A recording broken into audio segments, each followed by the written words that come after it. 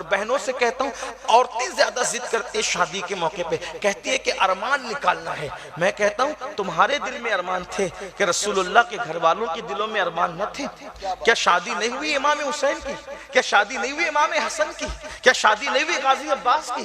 ان کے یہاں شادیاں نہیں ہوئی؟ مجھے بتاؤ ڈھول کب بجا، میوزک کب بجی، موسیقی کب بجی؟ اللہ اکبر۔ وہاں تو ناچنے کا تصور تو دور کی بات ہے، اس گھر کی عورتوں کے تو چلنے کا یہ عالم تھا کہ جب وہ خواتین چلتی تھی تو چلنے میں ان کے پیروں کے نیچے اگر کوئی چونٹی آ جاتی تو چلنے میں بھی اتنا احتیاط تھا کہ پیر کے نیچے کی چونٹی بھی نہیں مرا کرتی تھی۔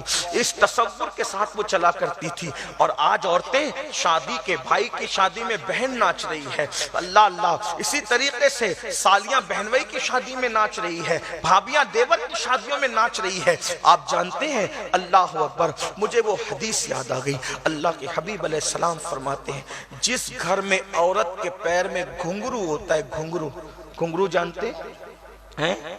پازیب کے اندر جو بجنے والے گھنگرو ہوتے ہیں، گھنگرو۔ آقا علیہ السلام کے فرمان کا مفہوم ہے اگر عورت کے پیر میں گھنگرو ہو اور اس گھر کے لوگ منع نہ کریں، پڑوسی اس کو برا نہ جانے، تو 40 گھر دائیں، 40 گھر بائیں، 40 گھر آگے، 40 گھر پیچھے، اللہ ان گھروں سے رحمت کو اٹھا لیتا ہے۔ عورت کے پیر میں گھنگرو ہو،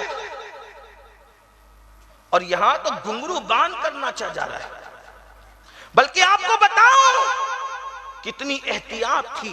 ایک مرتبہ اونٹ کے پیر میں گھنگرو باندھ کر کوئی دیہاتی اماں عائشہ کے گھر کے قریب سے وہ اونٹ کو لے کے جا رہا تھا جانوروں کے پیر میں۔ ام المومنین نے کانوں میں انگلیاں ڈالی، کنیز کو بھیجا اونٹ والے سے کہنا وہی اونٹ روک دے۔ عشق کے تقاضے یہ ہیں، عشق مصطفیٰ کے تقاضے کچھ اور ہیں۔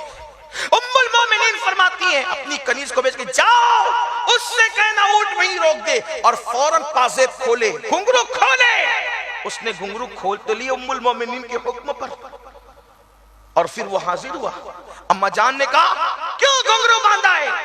اس نے کہا اماں وہ جانور ہے، جانور پہ شریعت کا کیا حکم ہے؟ فرمایا وہ جانور پہ شریعت کا حکم نہیں، تجھ پہ مجھ پہ تو ہے۔ جس آواز کو میرے محبوب مصطفیٰ جان رحمت نے ناپسند کیا ہے وہ آواز نہیں سن سکتے۔ بتاؤ ان آواز کے جواز کا ہمارے پاس کیا ثبوت ہے؟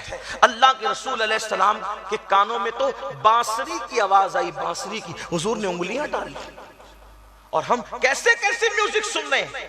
سن لو، اگر آج آپ نے علماء اور ناصحین کی بات پر عمل نہیں کیا تو اللہ کے رسول صلی اللہ علیہ وسلم فرماتے ہیں جس نے دنیا میں میوزک اور گانے کی آواز سنی ہوگی کل قیامت کے دن اس کے کان میں سیسا پگھلا کر کے ڈالا جائے گا۔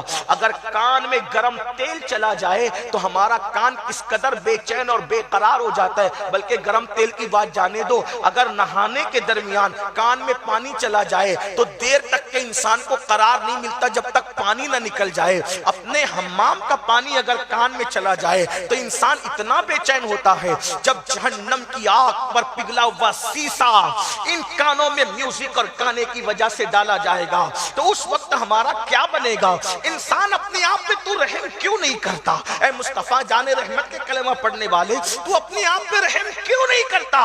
خوشیوں کا اظہار کرو۔ خوشیوں کے اظہار کرنے کے کئی طریقے ہیں۔ ارے نعت مصطفیٰ بھی آج کل بہت اچھے لب و لہجے میں لوگ پڑھنے والے پڑھتے ہیں، خوشیوں کا سما بن جاتا ہے۔ ابھی یہاں نعتیں پڑھی جا رہی تھی، کتنا دل کو اچھا لگ رہا تھا، کتنا دل کو بھا رہا تھا۔ اس لیے میری گزارش ہے خوشی کا موقع ہو یا غم کا موقع، اللہ کے نبی کو آئیڈیل بناؤ اور ان کے طریقے پر چلو۔ بلکہ شادی میں تو یہ ہوتا ہے، اور شادی کی ہی سب خرافات اور بدعات پر جاتی ہے۔ جیسے مثال کے طور پہ لڑکی